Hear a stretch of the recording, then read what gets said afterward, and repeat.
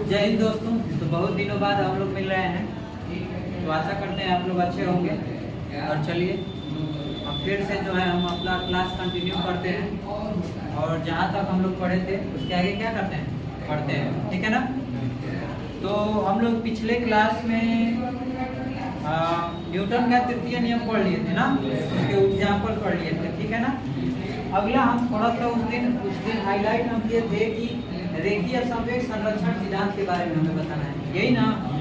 तो चलिए आज हेडिंग देते हैं क्या, रेखीय संवेग संरक्षण का नियम। ठीक है, चलिए हेडिंग दे दीजिए।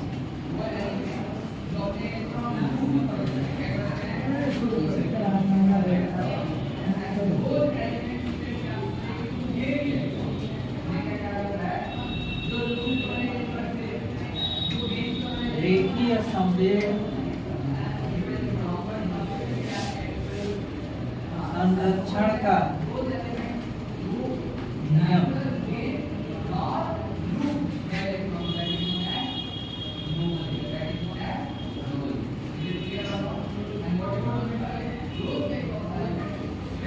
इंग्लिश में इसे कहते हैं law of conservation of momentum. Law of conservation of momentum. ठीक है ना, इसी को कहते हैं, इसको। चलिए इसमें लिखते हैं कि उस दिन हम बताए थे कि देखिए, ठीक है, आज थोड़ा सा हिंट दे रहे हैं, समझा दे रहे हैं कि अगर दो गोली है, ठीक है, क्या है, दो गोली है, तो एक गोली का जो वेग है क्या हो, थोड़ा सा धीरे हो, और उसके पीछे वाली गोली का क्या हो, तेज हो। तो कुछ एक ऐसा समय आएगा ना, ये दोनों गोली क्या होंगी, टकरा जाएंगी। क्या होगी, टकरा जाएंगी। तो उनका वेग बराबर हो जाएगा। लेकिन टकराने के बाद जो धीरे वाली गोली है वो क्या होगी, तेज हो जाएगी, और तेज वाली गोली धीरे हो जाएगी। ऐसा बताया था कि नहीं बताया थे? हाँ, तो यही हम लोग को पढ़ना है और इसी को क्या करना है, समझना है। ठीक है, तो चलिए लिखते हैं और समझते हैं। चलिए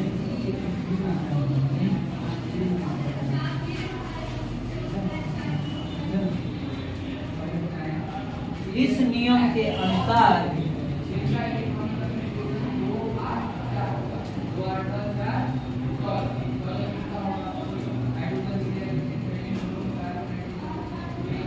इस नियम के अनुसार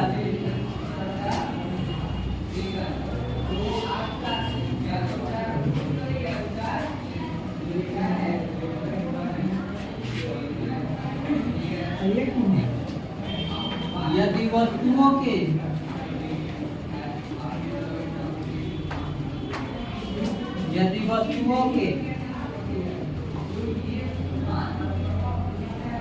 निकाय पर, यदि वस्तुओं के निकाय पर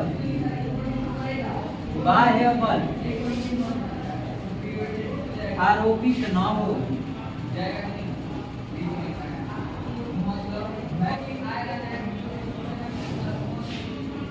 तो संयुक्त निकाय पर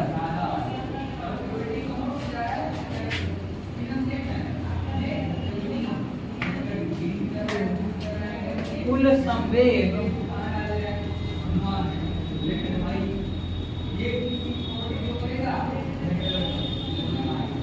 संवेग संरक्षित रहता है।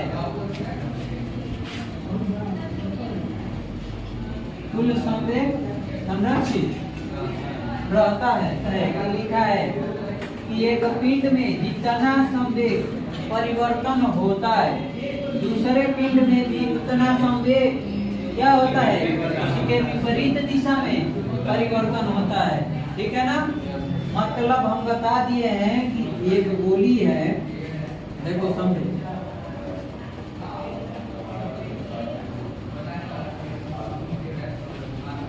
मान लेते हैं पहली गोली, इसका द्रव्यमान m होगा, इसका m1 होगा तो इसका ठीक है, इसका वेग प्रारंभिक वेग है ना, तो ये u1 और ये u2 होगा ना। अब ये दोनों क्या हो गई, टकरा गई ना, तो ये दोनों क्या हो गई, इनका जो चाहे वेट हो चाहे वेग हो, दोनों क्या हो गया, बराबर हो गया ना। किसके, इस दूसरे वाले की, जो धीरे वाली गोली है वो क्या हो जाएगी, तेज जाएगी, और तेज वाली धीरे। तो ये तो द्रव्यमान तो बदलेगा नहीं ना, है बदलेगा इनका वेग ना। तो ये m1 के जगह अब ये u1 के जगह क्या हो जाएगा, v1 हो जाएगा। क्यों होगा, क्योंकि अब अंतिम वेग ना है इसका, लास्ट वाला ना वेग है, तो ये इसीलिए v1 और ये v2। इसीलिए इनका जो मान लेते हैं एक साइड से जो बाह्य बल आरोपित होगा, उसके विपरीत दिशा में भी उतना ही बाह्य बल क्या होगा, लगेगा। समझ में आ गई बात। हाँ, तो यहाँ से लिख सकते हैं m1 u1 plus m2 u2 बराबर m1 v1 plus m2 v2। कोई दिक्कत है, नोट करिए।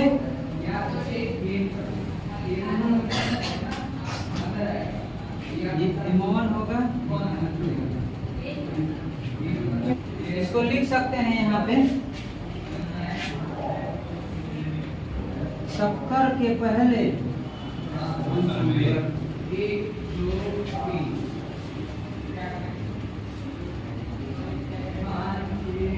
कुल संवेग बराबर टक्कर के बाद कुल संवेग, टक्कर के बाद कुल संवेग लिख सकते हैं, लिख लीजिए। और यही जो है आपका नियम है। निकाय मतलब क्या होता है, निकाय मतलब वस्तु होता है, ठीक है। यदि वस्तुओं के निकाय पर मतलब विभिन्न प्रकार की वस्तुएं है ना,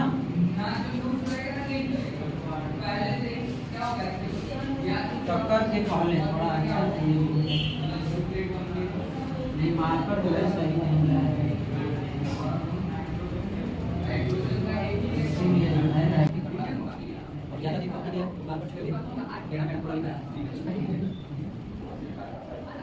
नोट कर लीजिए आराम से इसको।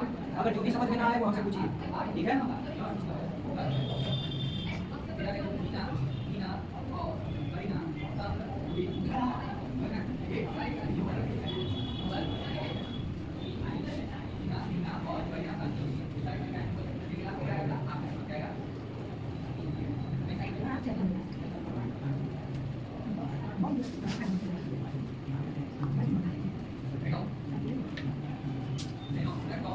कौन सा दिन है जी, बुधवार है, ठीक, कोई दिक्कत नहीं। आज जो है इसको खत्म करेंगे, कल जो है इस चैप्टर का क्या रहेगा, शॉर्ट नोट्स लिखाएंगे, पूरा शॉर्ट नोट्स।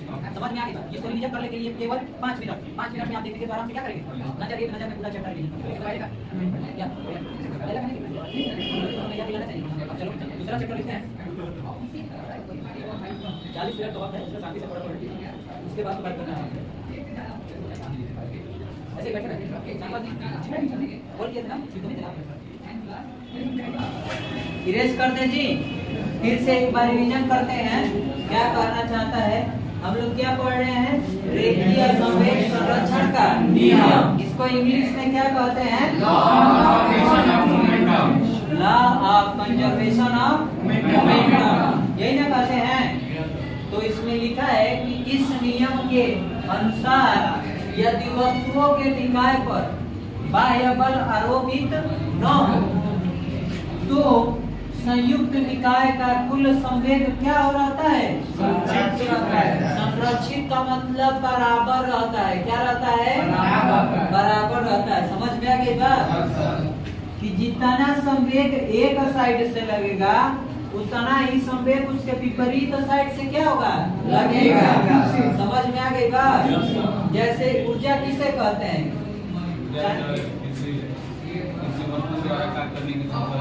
हाँ ऊर्जा संरक्षण का नियम वो कहता है कि ऊर्जा को न तो नष्ट किया जा सकता है और न ही उत्पन्न किया जा सकता है, बल्कि एक रूप से दूसरे रूप में बदला जा सकता है। समझ में आ गई बात? मतलब बल ऊर्जा उतना ही रहेगा, लेकिन बस एक क्या होगा, समझ में आ गई बात? वैसे ही संवेग संरक्षण का नियम है, तो उसमें भी बात तो यही है कि तना संवेग इस साइड है तो उसके बराबर भी संवेग समझ में आ गई बात? उसके विपरीत दिशा में है। क्लियर है? चलिए तो इतना ही इरेज करते हैं। इसके बाद हम क्या अब थोड़ा निरीक्षण करते हैं, क्या करेंगे इसको समझ में देता है।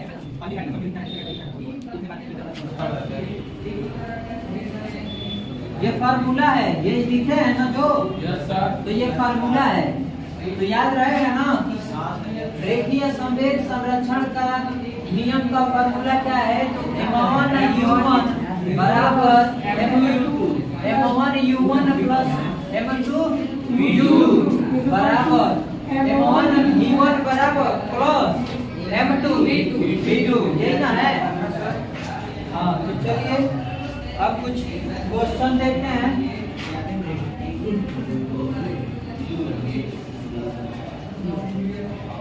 चलिए क्वेश्चन लिखिए, सुनिए बता रहे हैं।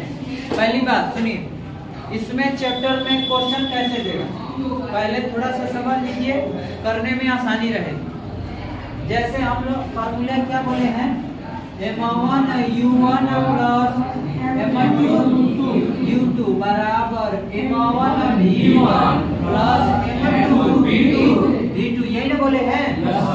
देखिए समझिए बात। कहेगा क्वेश्चन में कि किसी वस्तु का मान लेते हैं 5 केजी द्रव्यमान है तथा दूसरी वस्तु का 10 केजी द्रव्यमान है। पहली वस्तु का वेग 10 मीटर पर सेकंड है, चाहे 10 किलोमीटर पर आवर है, इसका दे देगा 20 किलोमीटर पर आवर दे देगा, ठीक है ना? और कहेगा ना कि टक्कर के बाद कुल संयुक्त संवेग बताइए। समझ में आ गई बात? चाहे कुल वेग बताइए। तो कुल वेग का मतलब जानते हो क्या किया है? ये v1 v2 नहीं किया है, केवल v कर दिया है।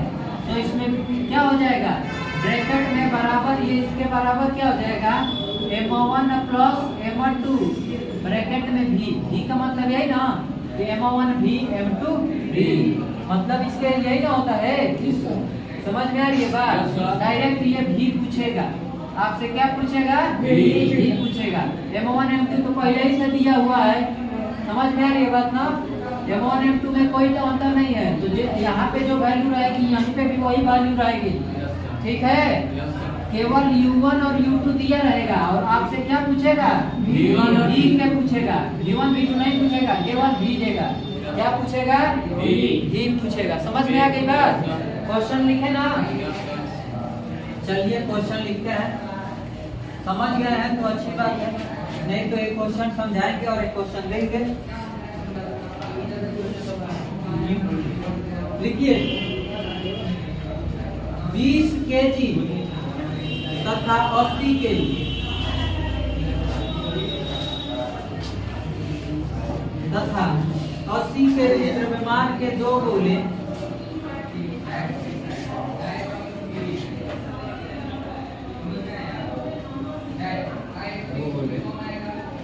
द्रव्यमान के दो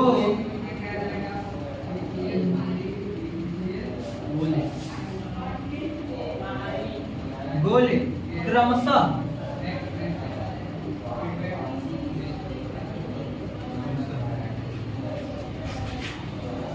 40 मीटर पर सेकेंड तथा 20 मीटर पर सेकेंड के वेग से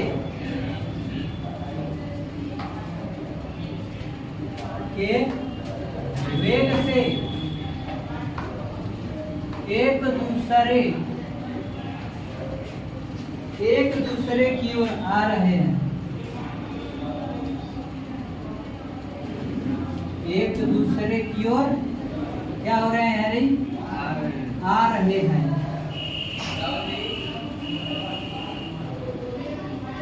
यदि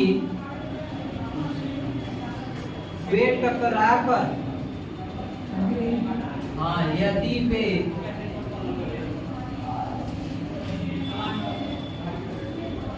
टकराकर जुड़ जाए, क्या हो जाए जी? जुड़ जाए। ठीक, क्या हो गए? जुड़ गए ना, दोनों ओर से आ रहे हैं और लड़ गए आपस में, और क्या हो जाए? जुड़ जाए तो संयुक्त गोला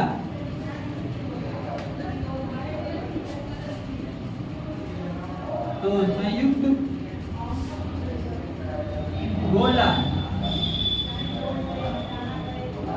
किस वेग से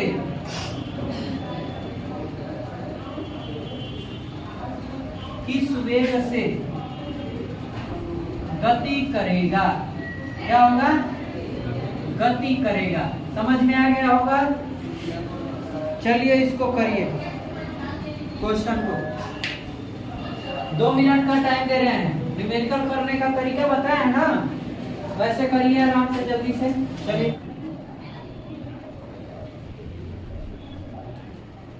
भवन U1 प्लस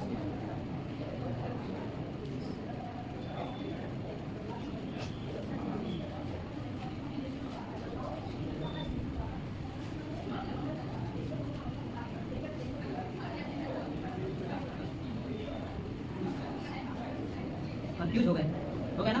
थोड़ा सा पहले ही क्वेश्चन घुमा दिया तो M1 और U1 में होता है, हाँ M1 U1 में इंटू होता है।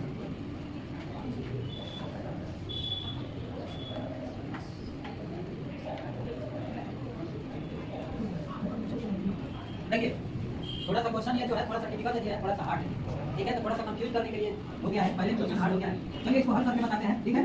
क्वेश्चन दिया है कि 20 kg द्रव्यमान 20 तथा 80 kg, इसका मतलब M1 की वैल्यू 20 kg, M2 की वैल्यू 80 kg है ना, यहाँ पे लिखते हैं M2 की वैल्यू 80 kg। ठीक, द्रव्यमान के दो गोले क्रमशः 20 मीटर प्रति सेकंड तथा 40 मीटर प्रति सेकंड तथा 20 मीटर प्रति सेकंड, हाँ 40 मीटर प्रति सेकंड। तो इसका मतलब देखो U1 का वेग, देखो यहाँ पे थोड़ा सा ध्यान देना, क्या लिखा है? एक दूसरे की ओर आ रहे हैं। एक दूसरे की ओर मतलब क्या? एक इधर से जा रहा है, एक इधर से आ रहा है, मतलब विपरीत दिशा में दूसरा वाला केंद्र गति कर रहा है। समझ में आ रही है बात? तो विपरीत दिशा में वेग का मतलब वेग जो है क्या कर रहा है? ऋणात्मक चल रहा है। वेग जो है ऋणात्मक हो सकता है ना, तो इसीलिए U1 का वैल्यू क्या होगा? पहले तो ये तो सही दिशा में जा रहा है, तो 40 मीटर प्रति क्लियर है, लेकिन जो दूसरा वाला केंद्र वो विपरीत दिशा से आ रहा है। समझ में आ रही है बात? तो U2 का वैल्यू क्या हो जाएगा? -20 मीटर प्रति, क्लियर है? और हो जाएगा हाँ -5, और वो दोनों क्या होंगे? आकर के विपरीत दिशा में जाएंगे तो ये क्या होंगे? तो टकरा जाएंगे, लड़ जाएंगे, तो उसके बाद जो वेग होगा क्या होगा? अब दोनों वेग आर के लड़ रहे हैं, तो देखो क्या होता है। तो D का वैल्यू क्या करना है? तो देखो फॉर्मूला होता है M1 U1 plus M2 U2 बराबर M1 प्लस M2, और हमें क्या पूछ रहा है? हाँ ये हम मतलब बताते हैं, हाँ M1 U1 plus M2 U2, लेकिन हमें D निकालना है केवल। तो देखिए U1 का वैल्यू कितना है? 20, U1 का वैल्यू 40 प्लस M2 का वैल्यू 80 और U2 का वैल्यू हाँ -20, ठीक, बराबर M1 प्लस M2, इसका मतलब 20 और 80, 20 प्लस 80, और उसके बाद B लेना है। 20 चौके 2 चौके 8 8 2 0 प्लस 8 नहीं, तो ये माइनस में हो जाएगा, माइनस 16 100, ठीक, बराबर 8 2 10, इसका मतलब 100 भी, और ये माइनस 800 होगा ना, 1600 में से 800 घटाएंगे तो माइनस 800, और ये 100, ठीक। अब देखो ये क्या होगा, तब 100 से क्या होगा? भागा हो जाएगा, तो माइनस 800 घटा में 100, जी, तो जी बराबर क्या जाएगा? जी बराबर -8 मीटर पर सेकंड। समझ में आ गई बात? तो जी का वैल्यू कितना गया? -8 मीटर पर सेकंड। इसका मतलब जो देखो जो ये भारी वाला गोला था ना, उसी का वेग जो है क्या हो गया? जैसे ये दोनों गेंद जा रही हैं, जैसे ये दोनों गेंद है, ठीक है, ये जो है इसका वेट कितना है? 20, और इसका 80, उसका तो स्पीड 40 है, इसका 20 है, लेकिन भारी ना है। बताओ तुम जा रहे हो, अब एक हल्का आदमी और एक भारी आदमी, दोनों एक तरफ रेस लगा के जाएं और दोनों क्या हो जाए? लड़ जाए, तो लड़ जाए जो हल्का रहेगा वही ना भगाएगा, भगाएगा कि नहीं? भले स्पीड में हो, उससे कोई मतलब नहीं है। समझ में आ गई बात? तो इसीलिए जो जिसका वेट क्या है, कम है, वह क्या होगा? और पीछे की ओर आ जाएगा, वही कितना स्पीड से पीछे की ओर आएगा? -8 मीटर पर सेकंड। समझ में आ गई बात? आया है? बोलो, नहीं समझ में आया तो बोलो, समझ में आया? बोलो और क्वेश्चन देंगे। मतलब ये अगर दूसरे वाले में माइनस होगा, क्या होगा? माइनस होगा सारे कुछ नहीं। और ये दूसरे क्यों किया? बोलो माइनस, ये माइनस और प्लस में मल्टीप्लाई होगा भाई। अरे 80 और 20 जोड़ो तो 100 होगा, 100 में 20 जोड़ो तो 100 भी होगा। देखो हमेशा क्वेश्चन एक दूसरे क्यों किया और एक अगला क्वेश्चन दे रहे हैं, उसको भी क्या करना है? ऐसा ही सॉल्व करना है। हां नोट डाउन हो गया? नोट डाउन करिए, नोट डाउन करिए, हरिओम।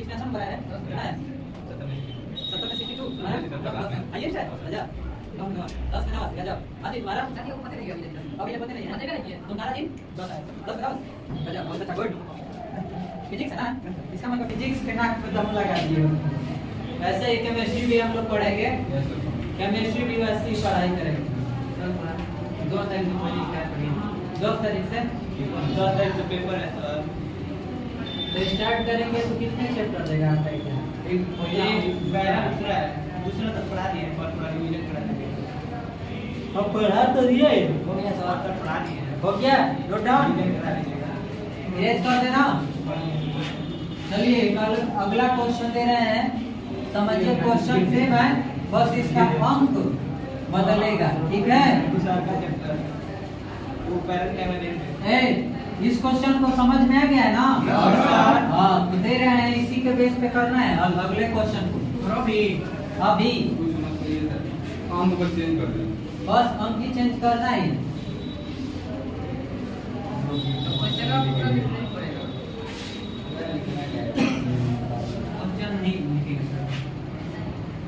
नहीं क्वेश्चन आप लोग लिखिए शॉर्टकट मत करिए सर बाद में लिख लेंगे बाद में का काम याद रहता है 20 मीटर पर सेकंड और या 30 मीटर पर सेकंड बिल्कुल नहीं है हाँ ठीक है चलिए अब इसको हल करिए तो इस क्वेश्चन को लिखिए और हल करिए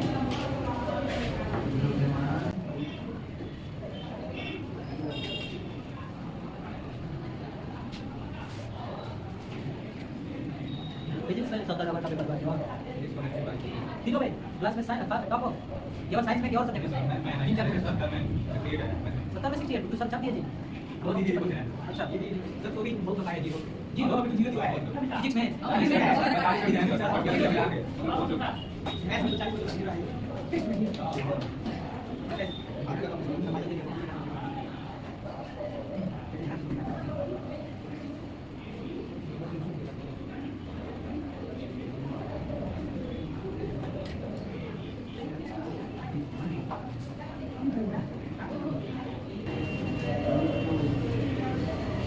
आपका एक क्वेश्चन जो है बहुत इंपॉर्टेंट क्वेश्चन हम आप कराने वाले हैं उसको याद रखना है हमेशा एयरफोर्स के चाहे ये सब नेवी वोवी के एग्जाम में ये पूछता है कि जो रॉकेट है किस सिद्धांत पर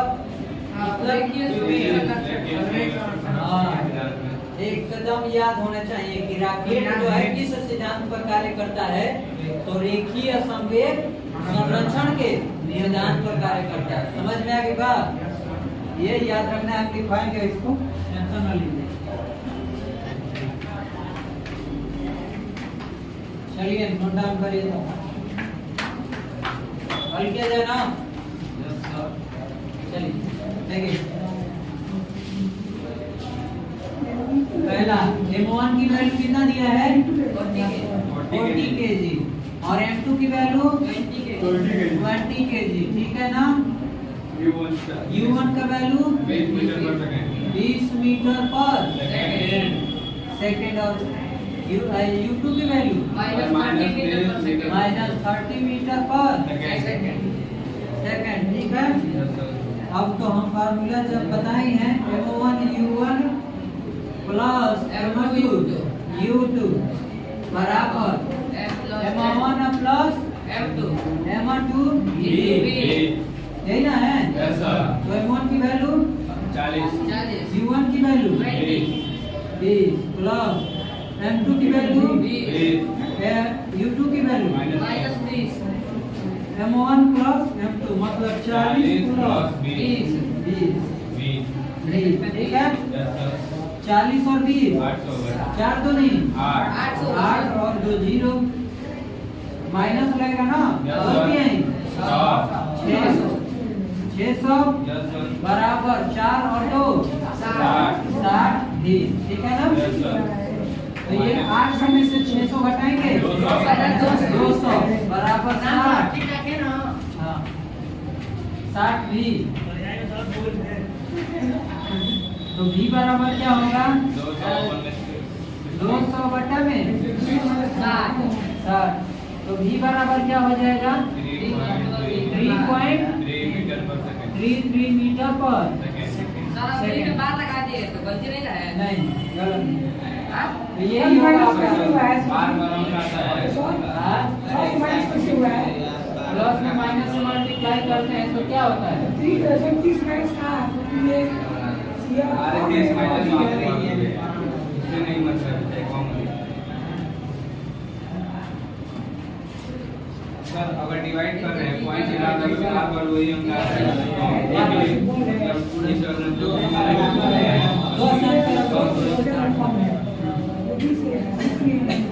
हो गया जी हल। आप लोग पढ़ने वाले लड़कों लोग को मोटिवेट कीजिए, कम से कम पढ़े इसको लगातार। इरेज किया जाए ना, नोट डाउन हो गया है ना?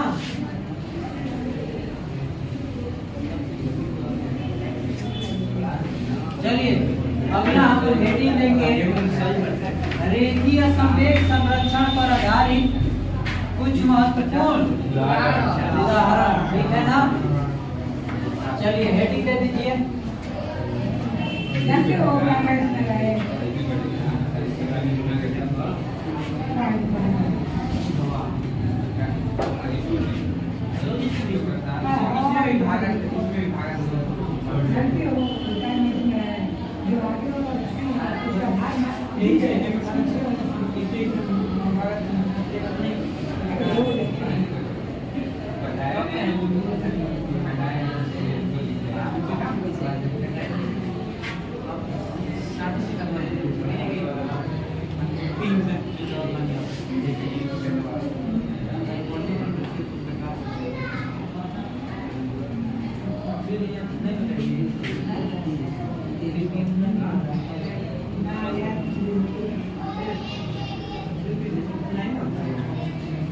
रेखीय संवेग संरक्षण पर आधारित महत्वपूर्ण उदाहरण। ठीक है ना?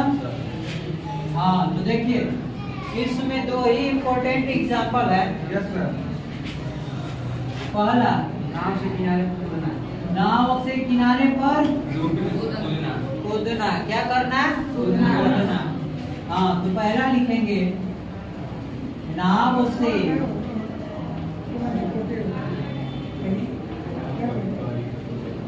किनारे पर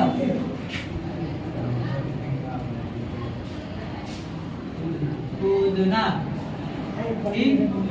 उसके बाद दूसरा रॉकेट का यही ना है? हाँ दूसरा जो है रॉकेट का प्रक्षेपण। बहुत मार मारेंगे, समझ में आता है ना? हाँ बोलो बोलो सर ये हम समझा रहे हैं, दोनों को एक्सप्लेन करने वाले हैं। वही कहना चाहते हो ना? अरे तुम्हारे मन में जो डाउट होगा वो हम समझ जाएंगे कि तुम्हारे मन में क्या डाउट होगा। ठीक है?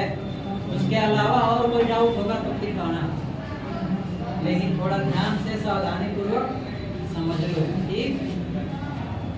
पहला जो है नाव से किनारे पर कूदना। अगर कोई आदमी है, कोई व्यक्ति है, ठीक है, नदी में है, ठीक है, यह जो है किनारा है और यह जो है पानी पानी है। ठीक है ना? Yes sir. पानी पानी हो गया। किनारे पर हाँ ये ये चिंटुआ है। अब यह क्या कर रहा है? सुपर 30 क्लिप देख के छलांग मार रहा है। क्या कर रहा है? छलांग मार रहा है।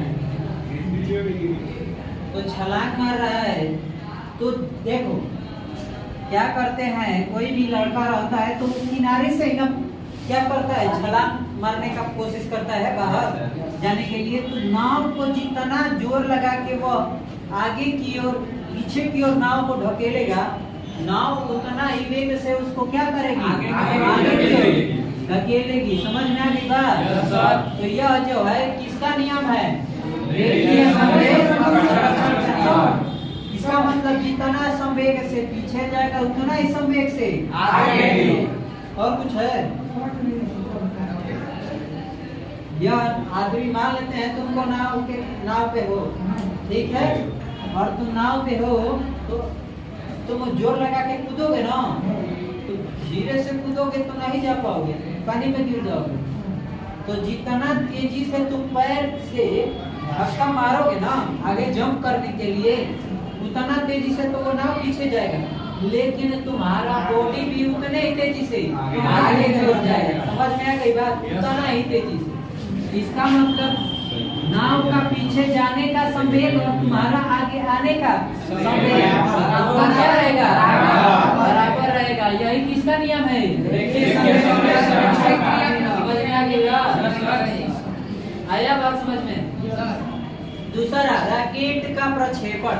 रॉकेट का प्रक्षेपण का मतलब कोई रॉकेट जो है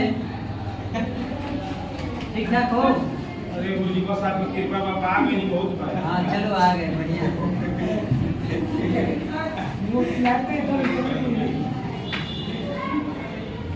चलिए देखें, मान लें कहीं ये रॉकेट है जो नक्सली जो बनाए हैं पाकिस्तान का, ये रॉकेट पिसाई है, ठीक है ना? एकदम खतरनाक बना, लिख दिया है पास, लेकिन ये फुस मार देगा, ठीक है? तो देखो क्या हुआ है कि इसमें जो है आप लोग रॉकेट देखते हैं तो शुरुआत में नीचे की ओर जलता है, जलता है ना? तो ये जितना तेज पीछे की ओर जलेगा ना, जितना ईंधन की मात्रा ये जलेगी ना, उतना ही इसका संवेग आगे की ओर बढ़ेगा। समझ में आ गई बात? जितना संवेग से पीछे की ओर आगे धकेगा, उतना ही संवेग से आगे की ओर आगे आएगा, ठीक है ना? चलो अब ये देखो, ये पाकिस्तान का है, ये इंडिया का है। किसका है जी? इंडिया का है, क्योंकि यह एपीजे अब्दुल कलाम का बनाया हुआ है, ठीक है ना? समझ में आ गई बात ना? इंडिया का है तो पूरा एकदम पृथ्वी पार निकल जाएगा। समझ में आ गई बात? हाँ, तो कोई दिक्कत है? और एयरफोर्स के लिए एक सुपर क्वेश्चन नोट लिख दो कि रॉकेट का प्रक्षेपण याद रहना चाहिए। रॉकेट का वेरी इंपॉर्टेंट करके लिख लेना। रॉकेट का प्रक्षेपण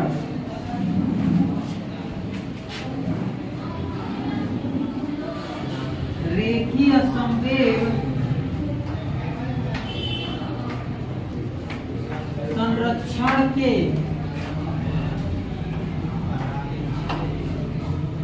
नियम पर, रेखीय संवेग संरक्षण के नियम पर आधारित है।